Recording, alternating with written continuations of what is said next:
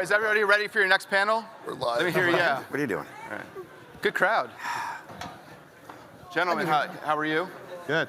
Great. So the next panel, I'll let everyone, I think they just want to speak over us. It's all right, though. Chip, say something to get their role attention. reversal. Yeah, so this panel, like one earlier, we're talking about brands again, brand evolution. Now, it's interesting. I told a colleague of mine that I was hosting this panel about brands, right? He's like, so what chief brand officers are on the panel? I said, I really only have one true brand guy in Bill over here, and the rest are just developers, right? Yeah, Bill, you win. But if anyone can talk about brands, I mean, you guys, I hope know your brands because you are the ones who have to sell them to your franchisees and owners. So I think we're in good hands. Now, I'm going to introduce them really quickly. They are as the brochure said, that they're the heavyweights of the development industry. So I just hope I hope I'm not the featherweight of moderators then. So We have to talk to the promoter about yeah, these exactly. marketing So terms. I'll start down there. Matt Hostetler, Chief Development Officer with Red Roof. You can hold your applause till later. Oh, give Matt a round of applause. Come on.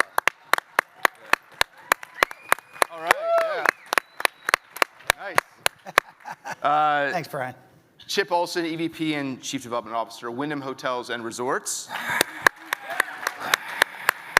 I think Matt got maybe a little bit more applause. Yeah. Bill Duncan, Global Head, Suites and Focused Service Brands for Hilton. Oh, boy. And my buddy, last and least. I'm just kidding. Last Here but we not go. least, of course. Yeah. All right. Game Brian on. Quinn, Chief Development Officer with Sonesta. Now we're gonna talk about brands because this is a brand panel, but this also is a topical event, and we're breaking news now, all you finance people out there. So the Fed raised it a quarter point, 25 basis points. This news came down 4 minutes ago, as I was refreshing Wall Street Journal. Can we get any quick takes on that and how it impacts our business? Yeah, you guys So I just found out in the back I'll room. use the Socratic method. Matt, Bill, go your ahead. thoughts? Yeah. No. Thank you. Brand guy. Chip, go. Interest rates, affect our development. I mean, when you have to borrow money and cost of capital goes up, you have to look at, and as a brand, we have to look at ways to help evolve our business model. And so that's what we're going to do, and we're going to continue to do that, whether it's launching a new prototype and making that prototype more efficient, or even taking that prototype and being able to put it on a conversion box like Microtel Moda we did. We developed a prototype for new construction, but then we retrofitted some of our existing ones. That cost of capital, as it goes up, we need to put that into our formula. However, one thing that I think we need to realize is we've all been spoiled for the past 20 years of where interest rates are. Historically, these are the average interest rates that have been out there. Yeah. And this is where you should be operating under the assumption of that 7 to 8 range, but now it starts to creep up to 9. That's where it starts to get a little hot. Yeah. Look, I don't think the Fed. Oh, go ahead, Matt. No, you can go. Go ahead. I don't think the Fed had a choice, right? Right. If they did nothing, they would have exacerbated what's bubbling around on the banks. So they had to show that they have that taken care of and that they continue the fight on inflation. I agree with Chip, though. Anytime you raise rates, you're raising the cost of debt, which is an increase in the cost to develop a project. But Right. it's our job as branders and developers to keep making sure that the model works based on the market situation we find itself. So Yeah. it's about stripping cost out of the P&L, making sure you have products that are rooted in the consumer need, and as the supply chain ameliorates, trying to make sure you can put a go project together. Yeah. Yeah, I mean, you look at the past few years, everything has been going up. So the cost of money, the cost of raw goods, transportation, the whole 9 yards. So it's just another, hit in the gut. So yeah, is it going to affect us? Absolutely. Yeah. But we got to get through it. This industry. Keep your head down. We're resilient. Not only resilient, but this is still one of the best industries for hedge against inflation, right? We're able to change our rates on a daily basis. Right. These aren't locked into long-term leases, so it's still a phenomenal business to be in. Yeah. All right. Well, I think Bill, you're the brand guy. Well, I'll give you the first question as we jump into the nitty gritty of our discussion today. And by the way, I'm not buying a house anyway anytime soon, so I could care less, to be honest with you, what interest rates are. So this is a panel about brands, the evolution of them. We talk about brands all the time, but before we kind of jump into the nitty-gritty of it all, I'd like to ask you guys, what does a brand mean to you?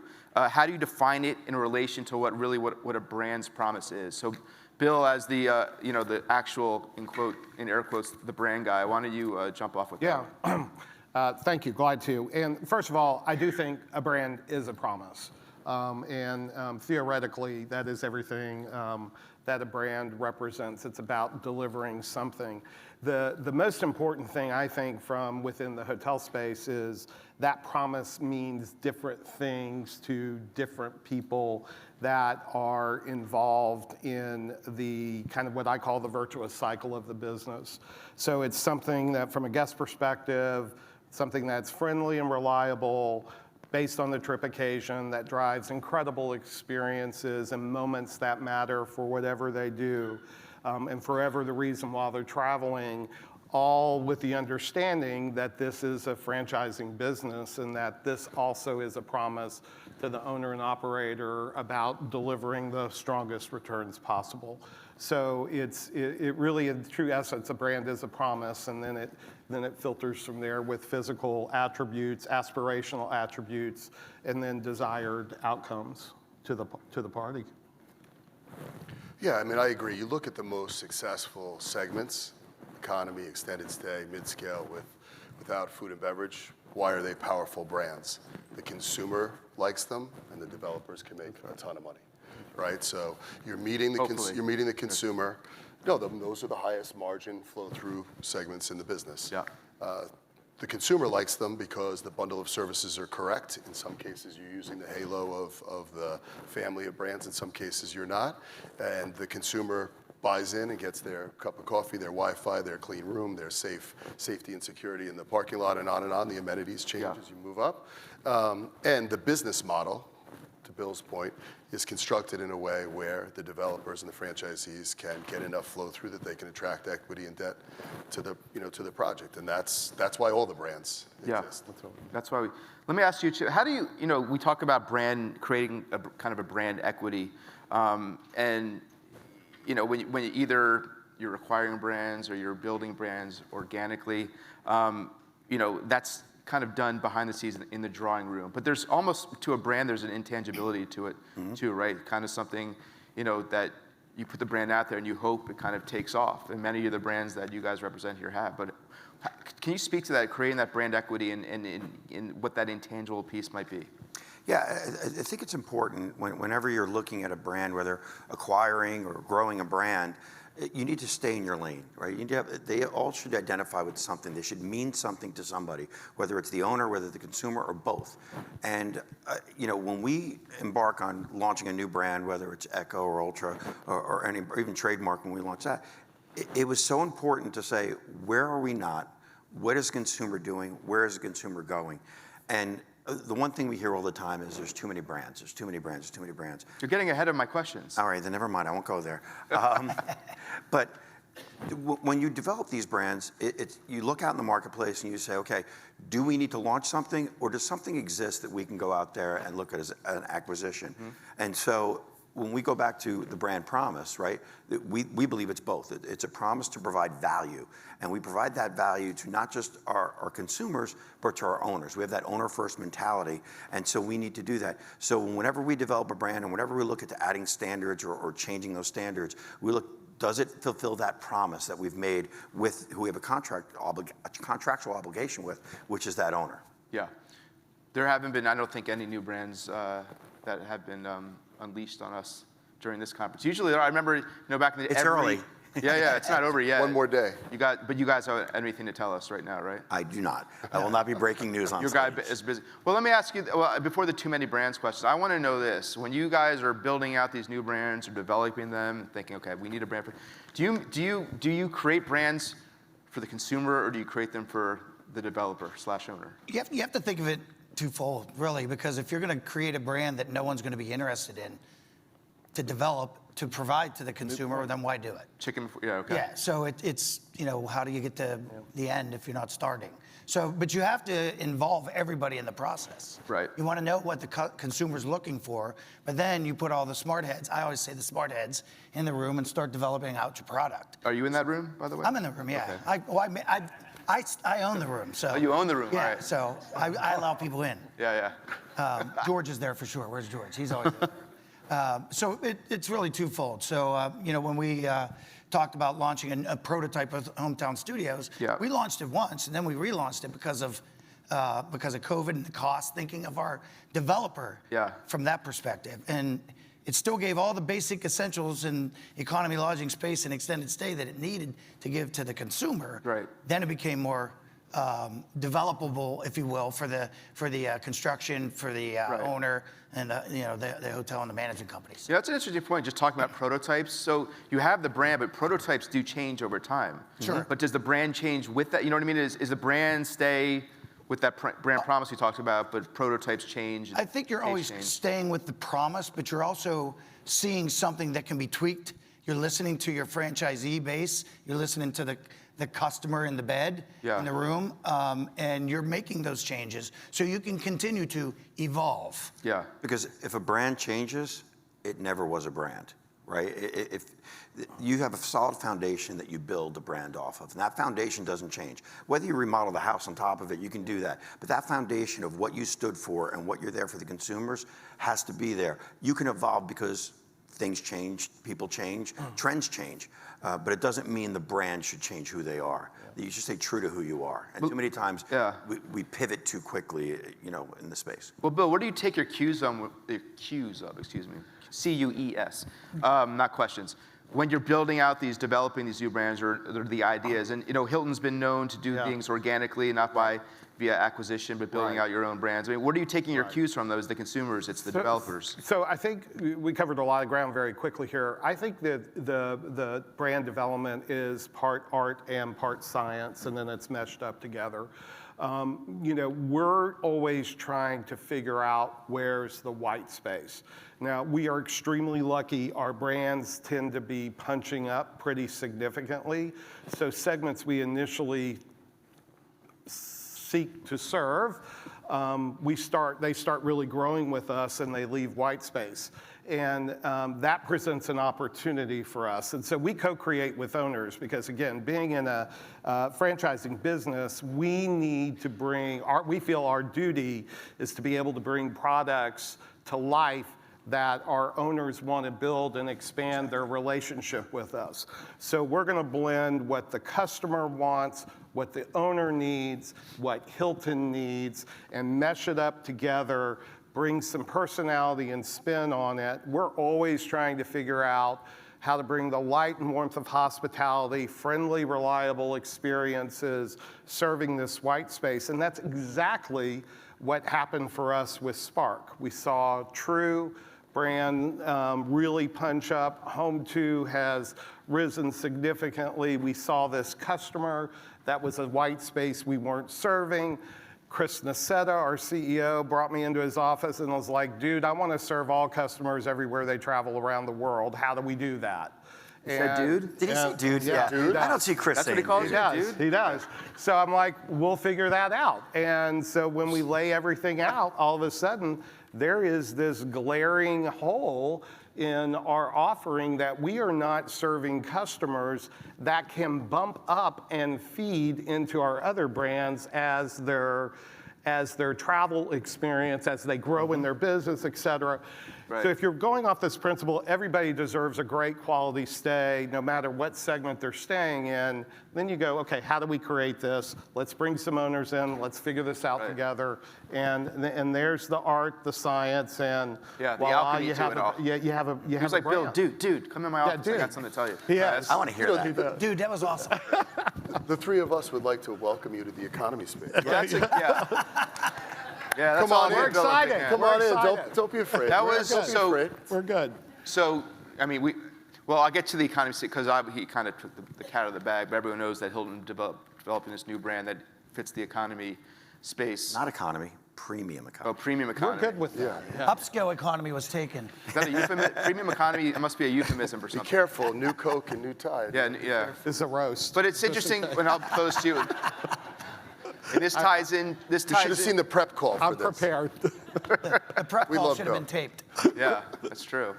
I'll have to do that next time. But this kind of gets to the too many brands question. Now, he brought up white space, and I did go to school once, and the one thing I do remember was a book called Blue Ocean Strategy, which is all about finding the space that isn't being shredded in. But I guess the question, and it kind of ties into too many brands, is that space still out there? I mean, it seems like, is everything represented, right? can you Yeah, still? look, I'll jump into the middle of that. We're a new brand company, right? I mean, Sonesta's been around since 1937, 85 years old, but it's also a startup, right? As it's currently An laid 8-year out. startup, as your CEO Absolutely. said this morning. And we've also seen the same dynamic emerge. I think, back to the brand question for a minute, you're continually refining your value proposition to your owner and to the consumer. Why do the brands pivot and change and evolve? Because the consumer does, right? Wi-Fi wasn't that important 40 years ago. It's extremely important right now. I don't think it was available 40. I don't think it was Wi-Fi though. I remember that. Yeah. Wait, how old am I? Dial-up. I was trying. There you go. You know, the need for coffee and the coffee experience has changed dramatically in hospitality. Go on and on and on. And then the development community runs up against challenges in order to create flow through. So you look at the room, or anything that you can take out of the room. Think about the amount of things that were point of sale items that were in a guest room 10 years ago, 15 years ago, and look in a room today. Very little, because a lot of information's on your phone, right? People don't want that in the room now. So we'll continue to react to that. But I think if your two true norths are the value proposition for the consumer, for the developer, you'll end up in a good place. As it relates to being mindful of owners, we're an owner. So we don't come up with silly standards because we have to pay for them. Right. And we just think that bringing that owner's lens to franchise allows us to have a little bit different discussion. As far as filling in white space, we launched the Sonesta franchising effort just about a year and a half ago, and then launched Sonesta Essential because we saw that mid-scale without food and beverage space as an opportunity. We picked up some real estate in New York, grabbed the James IP because we know that that lifestyle space is critical and is important. So I think filling in that white space and building out your family of brands is critical. Well, I'll throw this a chip, but you know, from a too many brands standpoint, I don't think there really are, because everyone says there's too many brands. But when you look at other adjacent industries, you look at, like we were talking about Procter and Gamble, they have hundreds of different. They have the same brand with different names and different. Exactly so it's like Think about the brands that are around and how long they've already been here. Right. Yeah. But I think when we have that argument, I think Quinn is right that the consumer evolves. Well, the consumer evolves if you're a good branding company because you're showing them how to evolve, right? A good branding company puts something out into the marketplace and says, this was never here before, come try us, and then that becomes the new trend. Even going back, I'm 118 years old, so I remember when there were only 3 network TV channels, right? The consumer didn't know that they wanted a network right here in Atlanta, an all-news network, CNN, right? ESPN, Right, ESPN. All those things evolved, and the consumer evolved with it. And then you say, is there too many channels out there? Well, Hulu's now out there. Now the streaming services are everywhere. Right. So there isn't too many. If you stop providing the service to the consumers or to the owner at any point, then at the end of the day, it'll go the way of the dinosaurs. It'll de-evolve very quickly. So you have to stay fresh. You have to stay current. But at the end of the day, to your point, there aren't too many brands because the consumer's taste continue to change, and we have to fill that. Yeah. I mean, I remember when the TV went off at midnight. Yeah, that's right. Poltergeist. That's right. Remember that Well, you one? know, for somebody like a company like Hilton, we're going to look at our ecosystem and our guest network to figure out when and if we have too many brands or if not enough. You know, we have like 125 million honors members in our database. It's all around the globe. We've got 18 to 20 brands, depending on what our extensions are. We're going to try to figure out how to serve the Hilton guest that fits our ecosystem and that we can stay with them through their journey in life as they rise and expand into various brands. So when we look at this, we will say, no, we don't want to go here. We think we're good. We think this is enough. But, oh, hey, wait, this particular segment, we want to go here. There is not enough, and we want to be there. So we're going to always try to frame that into that entire Hilton framework that drives our network effect for both us, our owners, and ultimately the customer. You know, again, I refer to this as a virtual cycle. One can't beget without the other, right? So it's a business loop. They all have to kind of continue to feed each other to really drive all the way up from Waldorf Astoria to Spark. It's just got to be able to work. And there are tons of Waldorf Astoria customers that are staying in Tuscaloosa, Alabama to go to football football games, right? You know, that's just kind of some of the things they're doing. So we're just going to want to make sure we can serve those customers on the trip occasion, where they want to go, right place, right time, right price. Because we're becoming smarter, right? Yeah, I think so. We have access to more information than we've ever had. And being able to, we have departments at Wyndham that can just do the data analytics and say, here are the trends. Here's where the market's moving to. Yeah. You know, we used to look at a market and say, we're going to be in this market. Now we look at a market and say, we're going to be in this market at this site on this exit, right? That's how much more competitive it's gotten out there, that we can actually pinpoint how much smarter we got. So wait, is there like a access- basement in access to Parsippany where all these like guys, nerds on their computers are like We've moved them out quants? of the basement. Yeah, Nerds rule the world They now, have a so problem. we moved them out of the They basement. have a problem at Roll now. You're not in a meeting without them being there. You don't want them to have a vitamin D deficiency. But that's where the brand evolution comes from Right. information that we didn't have access to before. And then I think ultimately Yeah, too, the strength, information, yeah, part right. of the strength here is then taking that scale and leveraging. Part of what was in the previous session is, how do you take the buying power? How do you take all those different things to really make it work from a commercial strategy, from a purchasing strategy, from a data science strategy, and make it really work for the owner to drive the best brands that deliver premium returns, right? That's something that's ultimately, we get the right guests, we get them to pay the right amount, owners make money, the virtuous cycle continues, they want to extend their relationship, they build more brands. renovate their hotels. Renovate their hotels, all those things that make brands strong, and then you're delivering the promise to everybody. And it's not actually just guests, and it's not just owners, and it's not just Hilton, but it's to your team members. You know, they want to work in an environment that they believe in and they're proud of. You know, third-party planners, corporations, those people that fund so much into our business through their various work streams, demand, flows, et cetera. It's important that we deliver the promise to them as well. So, we kind of look at it as we have multiple audiences, but that we're bringing it all together, we're making it flow, and then that drives above average returns. And that's our version of kind of how we think of branding, and then ultimately keeping it up, evolving, and making sure you remain timeless to the customer, that you will continue to have strong, kind of this universal appeal. Yeah. It's really critical. We're going through that with a variety of our brands. We have some gorgeous stuff we're about to publish for this fantastic brand named Embassy Suites that just looks amazing, and we're super excited about it, and it just continues to elevate and bring to keep these brands vibrant, alive, and the word we use is relevant. Yeah. You always want to be relevant to the various parties. Good breakfast at Embassy Suites. Yeah, exactly.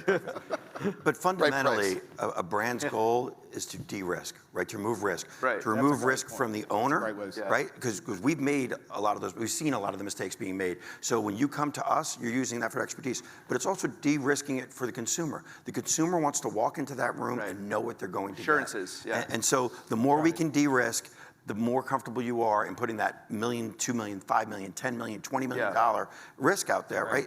Well, the lenders like brands too, right? I mean, if you And if we can de-risk it for the That's the way you- we de-risk it for the owner, it de-risk it for the lender, lenders lend on it. Yeah, it's like a Even with a quarter point. right, even on the quarter point, exactly. I want to ask you a question as developers. So, and everyone else name brands. I'll give this. Chip has not name checked a brand of his yet, and I applaud him for that. All you other guys have, but we decided this was going to be a marketing. Wait, did I name check? Or maybe you didn't. I don't think Haas did. I play by the rules. Yeah, but you only have 4 brands. I'm a rule. Hey, we serve the customer. Yeah, right. We like our customer. Yeah. So our customer evolves with us. We evolve with them. I know, but but I'll put this to you first. That you're unique in that regard. That when I say only, I mean you're good with those. Completely understand. But you know what I mean. Like everyone else is like 10 plus. I mean, what other companies don't have at least 10 brands with them now, and you guys sticking with the 4 right now, and your core being Red Roof Plus, Oh, Red Roof Collection. Look at me, I Red even remember Collection? that. Look at See, you. because there's 4, I can actually remember them. There you You have guys, it. I have no idea. Oh my gosh.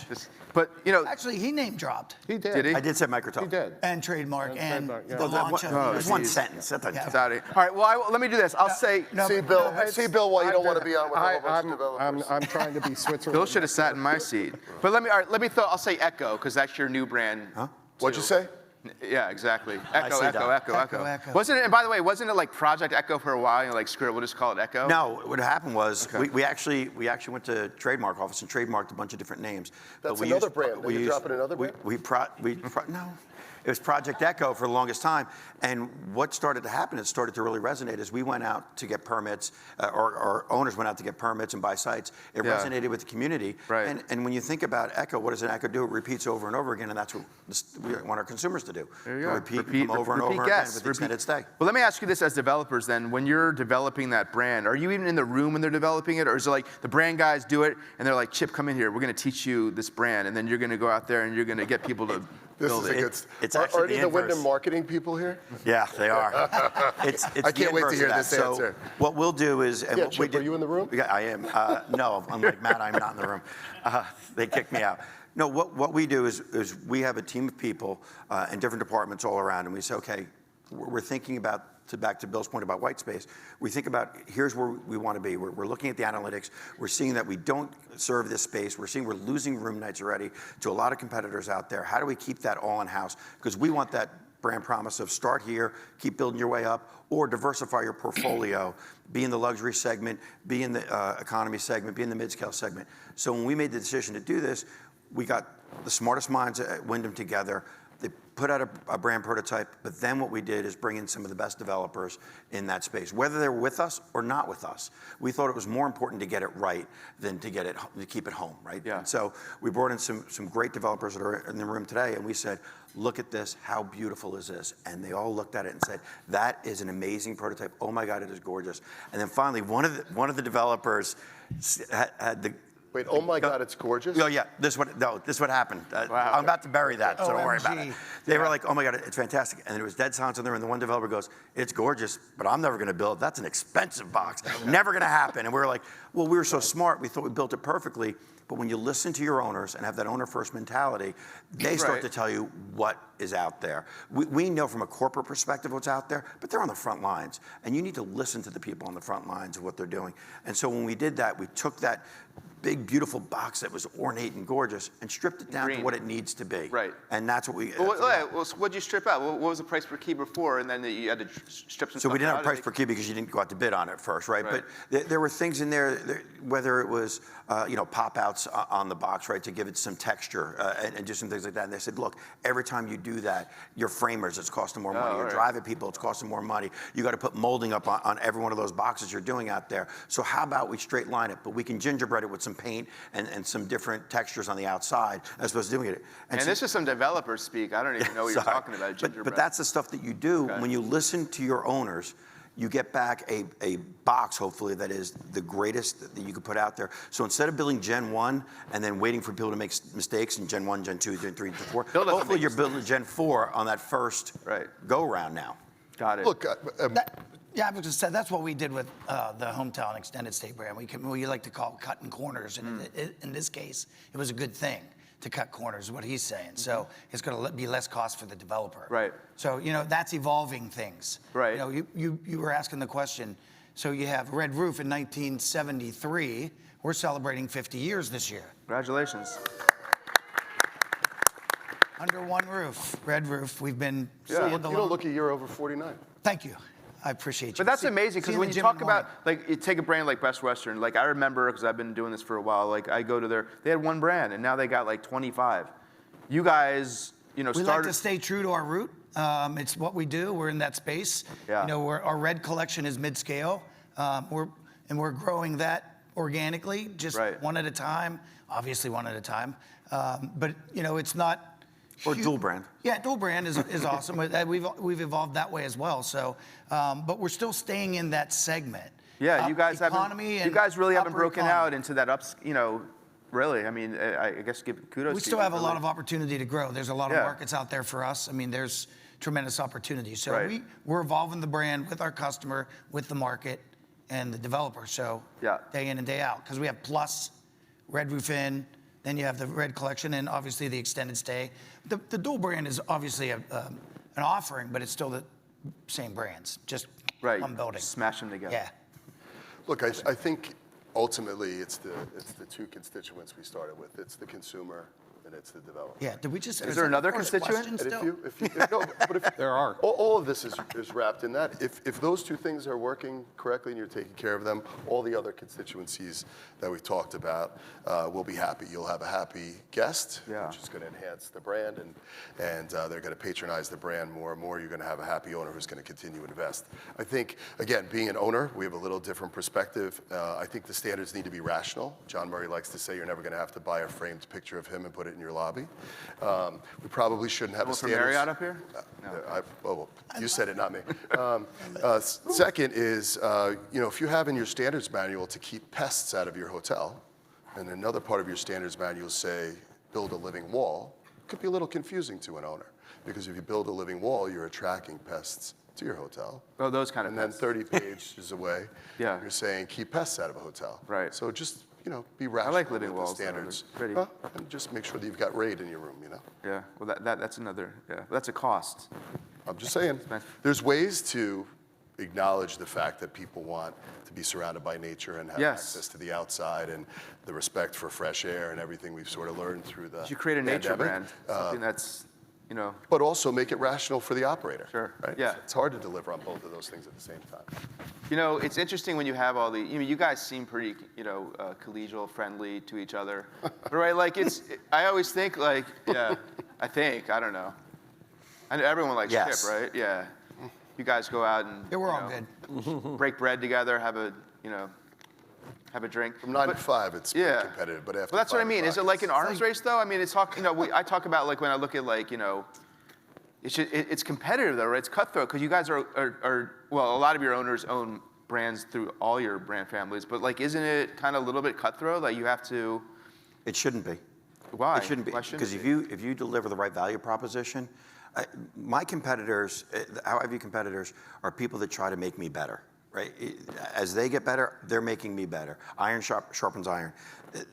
If you view competitors and you say it's cutthroat, that means when I go in to sell my value proposition, I'm really selling the value proposition on my competitors. Our team doesn't do that. We don't need to do that. We believe that Wyndham has a great value proposition. We put that value proposition in front of owners and say, make the decision on what you feel is the best for you. We've been in the economy space, longer than anybody. We understand that space better than anybody. Yeah. So when we're going against somebody, a new competitor, we try to we try to discuss. Matt looked at you too. Yeah. So you know the economy space better than everyone. You just said that. Yeah. Matt? Cutthroat. Silence is best. Cutthroat. No, it's what we do, right? Yeah, all right. They have great brands. We have great brands Yeah, as well. So absolutely. Listen, Yeah. And Matt better believe that he has I've the been best under their brands. umbrella before. I know how they go to their task. Did you stay dry? Well, and listen, yeah. Listen, for 8 years, I've worked with this gentleman. Oh, all right. So, and I'm proud of my roots. I've evolved as well. So, Yeah. as human beings, we evolve. Our brands evolve. I mean, honestly- Chip's like the Bill Belichick of the brands. I'm just Everyone. old. That's all that means. Hey, 30 he's- years of he's being not Bill old. Belichick. I'm He not smiles on 100% occasion. his DNA now. I'll No, say that. no. Well, yeah. Actually, in a lot of cases, we're on the phone helping each other out. Yeah. In a lot of cases, right? The owner community is looking to develop. Sometimes Chip's brand is available. Sometimes Bill's brand is available. Sometimes Wow. Matt's. And You guys all have each other's mobile numbers? Yes. Oh Absolutely. yeah. I I don't know if I have Bill's. I think it is unique though. He When may you not. talk to Yeah. when you talk to the growth leaders in other industries, it is not necessarily like this, but Yeah. it's kind of nice. I mean, 9 to 5, there's some boxing going on, but after 5 o'clock or 9 o'clock, everyone's 5 in the, o'clock. Yeah, I was gonna in the lobby. Early day. 5 o'clock. I kind of liked what Sheila Johnson had to say about, being competitive, being in the game, but when the game's done and you walk off the court, You shake still- hands and Yeah. you move on. I mean, this is a service. I liked when she said she had industry, $100 million in her right? bank account. Yeah, that's right. Yeah, that was You cool. better too. call the FDIC. is all I don't know if I've ever used the word cutthroat as much as I do believe it's a very competitive business, and we want to be the best, and that's what drives us in our version of the best. But I don't know if I would say, from my perspective, I actually have not ever really heard the word cutthroat in our company recently, but we want to win. We want to put the most points on the board, and we want to do that by being the best we can be, and that the right people are recognizing it. So I think that's what I love about the service industry, is that you can be competitive, but you can also go grab a beer at the end of the day and talk, and have a relationship and a friendship, even though you may not be working. I mean, we just caught up backstage. We haven't talked in a while. We both used to be at the same company, and 20 years ago, 20 right? years ago, and it's great. That's what I love about this business, is that you can have both worlds. I'm sure some people call it cutthroat. That's not a word that We don't want to see each other fail. Yeah. It's healthy for the industry when we're doing the right thing as an industry and becoming successful as an industry.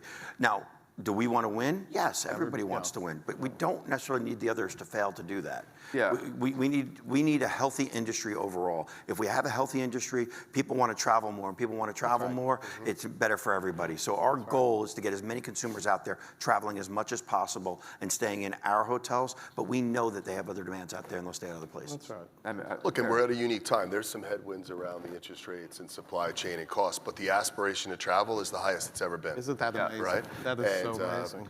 My Because tell it's is taken away. going to be unemployment. right. If unemployment holds, That's I think the use of disposable income that gets allocated to travel and dining out is just through the roof. That is not going to change.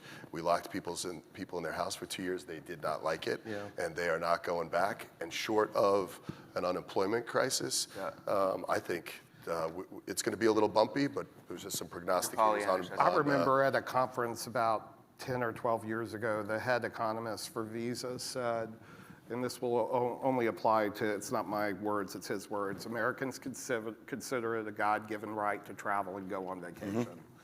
And I just remember I was young, new in the branding thing, and I heard that, and I was just like, oh my gosh, that is so brilliant. And it's so true. We get to be in a business where people want to get out, explore, have meaningful moments, go do things. And it's just amazing when you get to fulfill that. When you're successful at that, that is so cool. And people want to be around those that are successful at doing that, because it means growth, more money, more opportunities, extension of their business, more brand lines to be able to move into. And so to me, there's a beauty in the mashup. If we get to the point we're acidic and super critical, we lose that spirit. You don't want that to translate down to the customer and the business, right? Because that harms. I mean, think about everybody. what Fred was talking about when he was getting his award earlier. It wasn't about a cutthroat competition. It was about bringing people, his employees forward, taking care of guests, letting people go on their adventures. I think it's the human condition. We climb up the mountain and we look over the other side, and that's how it manifests itself today. I don't know if it's a human condition, but it's definitely a hospitality condition.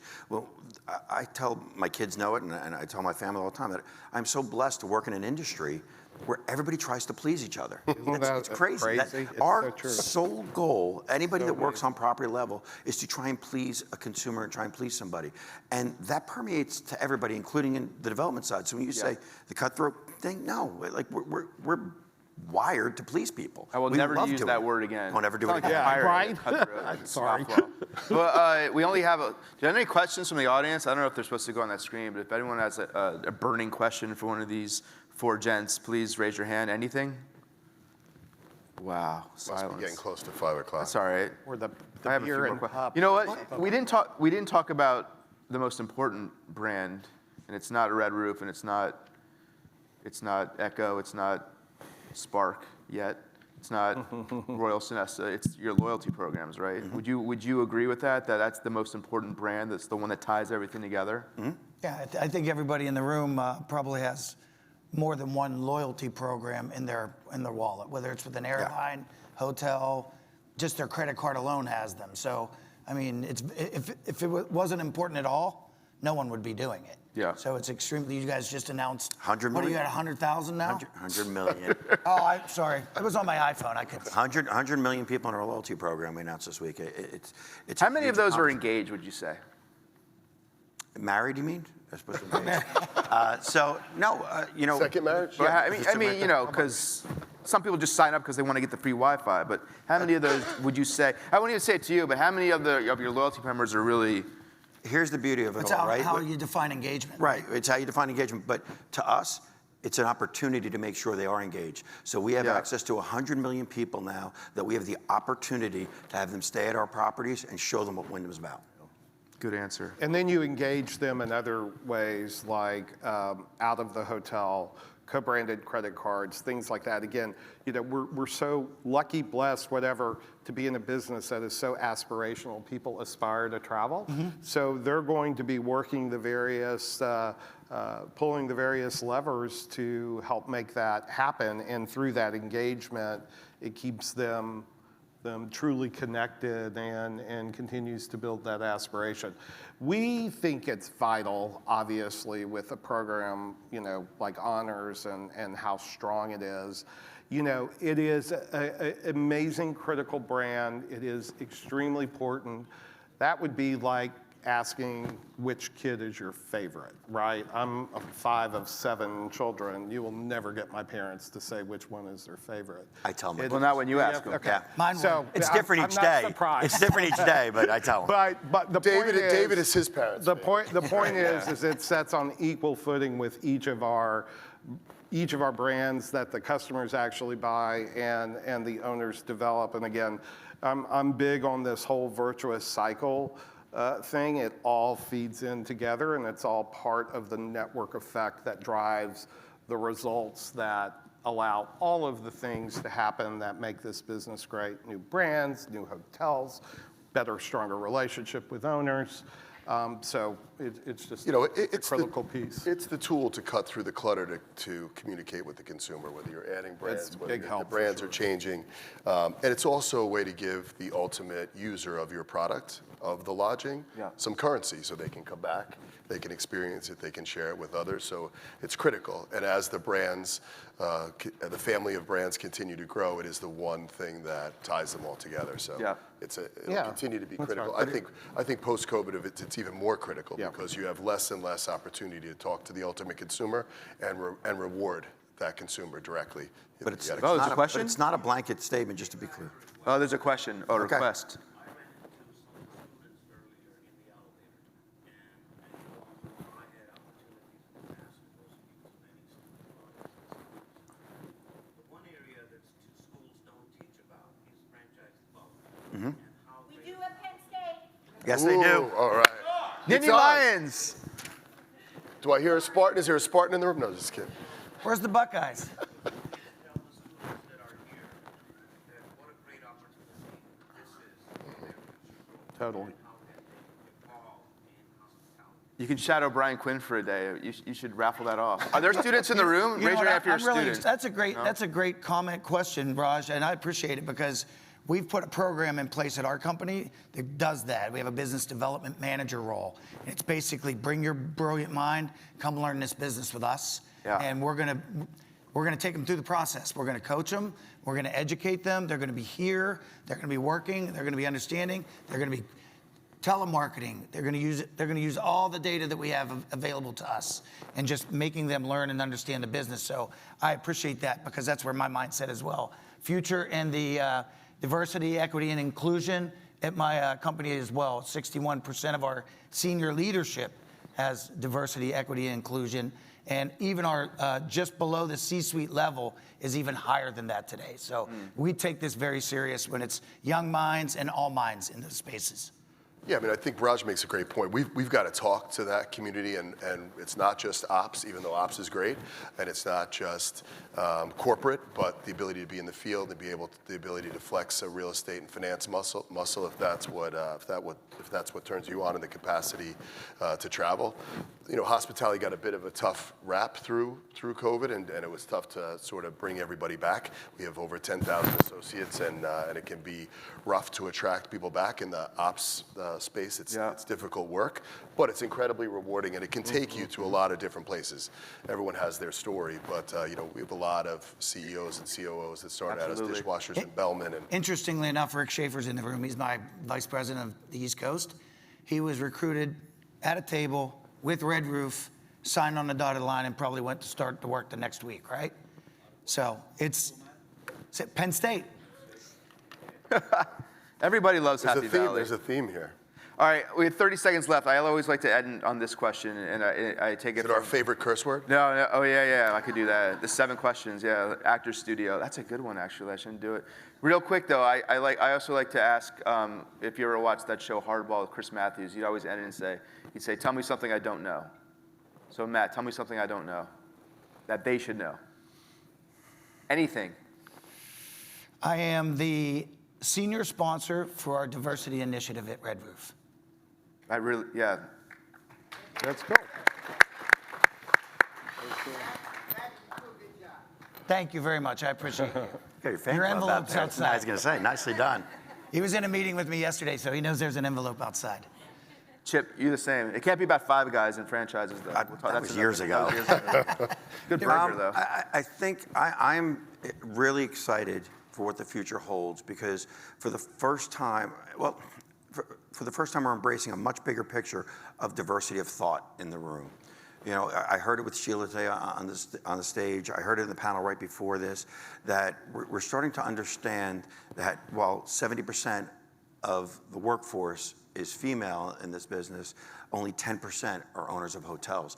And we're starting to see that ownership go. And we have a Women on the Room program, which is very, very important to us, that we continue to see that growth. But it's important because that's how these brands will evolve. Because the consumer that we've been catering to, if there's a bunch of white old men in a room designing prototypes, that's what you're going to get. But now we're getting people that have diversity of thought out there. Yeah. And I'm excited for that next stage to see where the next group is going to take our industry. Right. I'm doing everything I can to stay creative, Chip. I'm sorry. Bill? I would just say bright future and more coming. And I'm going to leave it at that.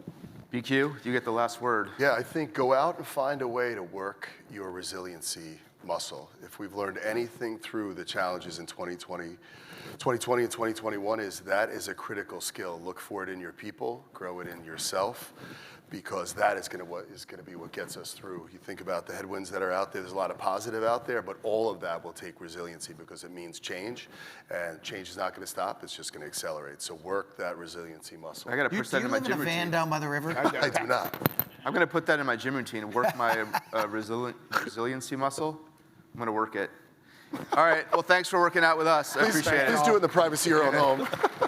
Thank you, everyone. I just saw that sketch like last week.